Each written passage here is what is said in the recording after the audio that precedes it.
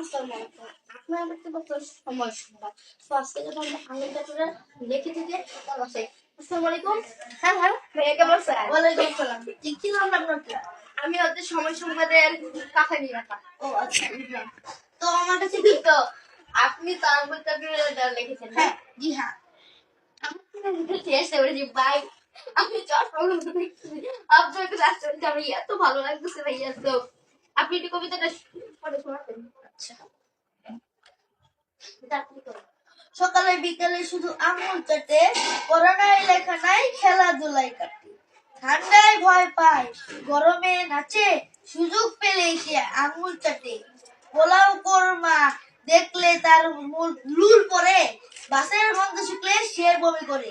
হ্যাঁ, সো আপনার মতে এগুলো কেন আসলো ভাইয়া, যে আপনি কেন করবেন?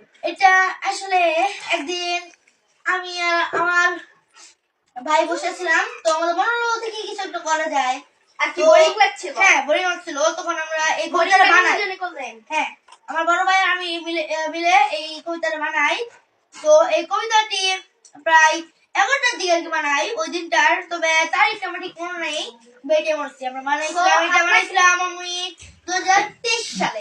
আচ্ছা নভেম্বর মাসে। আচ্ছা এখন দেখতে পাচ্ছেন আমি এসেছি। এখন ভাইয়া আপনি যেহেতু করেছেন, সো আপনাকে আমি এই আমার হাতের পেয়েছি এই ঘড়িটা আপনাকে দিচ্ছি।